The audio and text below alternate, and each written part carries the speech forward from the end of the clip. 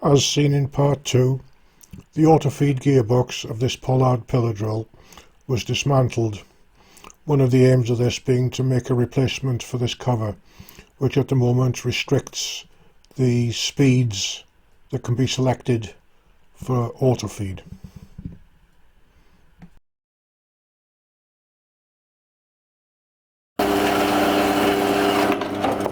After cutting a block of aluminium roughly to size in the saw, the faces of it were cleaned up on the lathe to the right dimensions.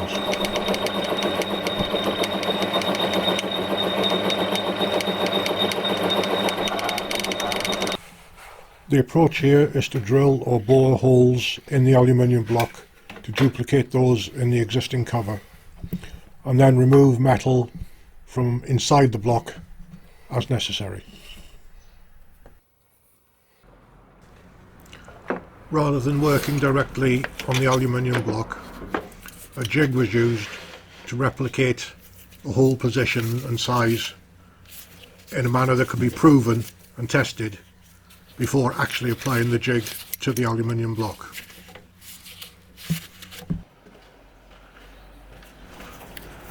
After a first pass at getting all the holes in the jig in the correct location, it didn't quite fit when tested.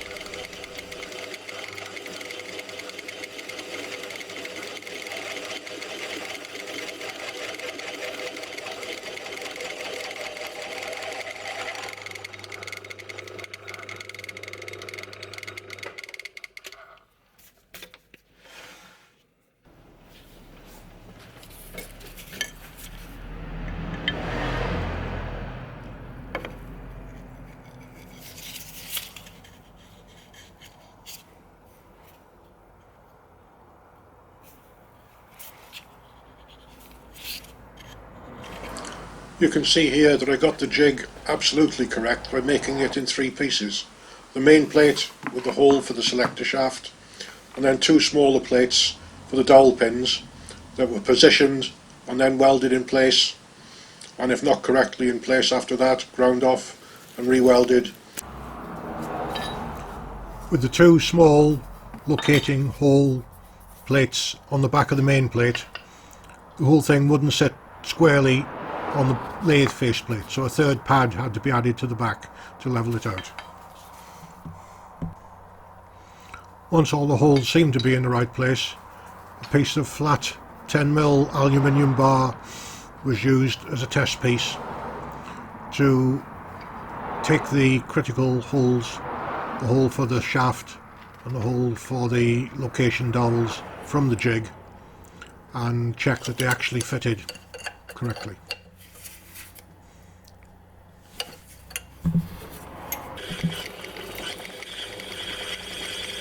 Having cut the selector shaft hole on the work in the lathe, this was then reattached to the jig to give the location dowel holes.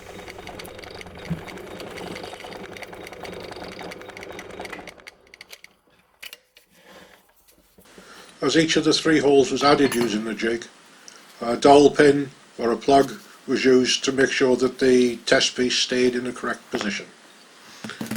Once these are removed and the plate taken off the jig, it can be tried to see if it all fits.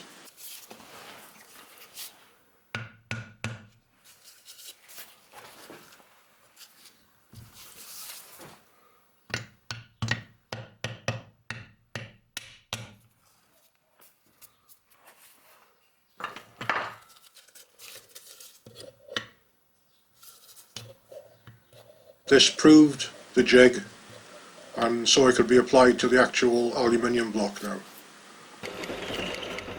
So using the jig, the 2 holes for the locator pins were drilled, and then in the case of the selector shaft, drilled and then reamed in the aluminium block. The next thing to do was make room in the block for the adjuster for the fail-safe clutch.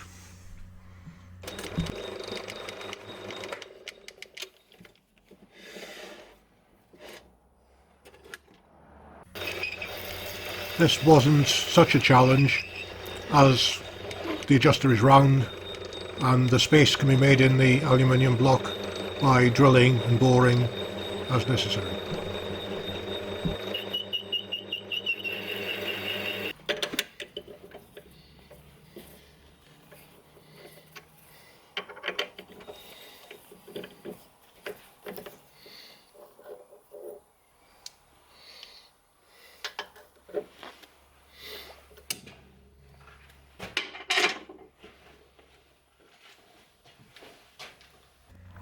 The next operation is to remove metal in the aluminium block to allow this part of the mechanism room to operate. As this is a roughly rectangular space, the approach here is to drill 2 holes in the lathe and then use a milling cutter with the position of the cutter and work reversed to join up the holes as necessary.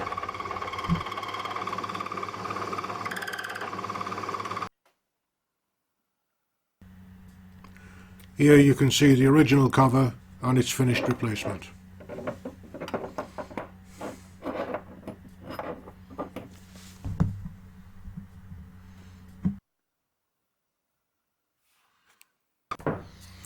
Having removed enough metal to allow the required movement, all that was needed was a hole in the top of the cover to allow oil to be added.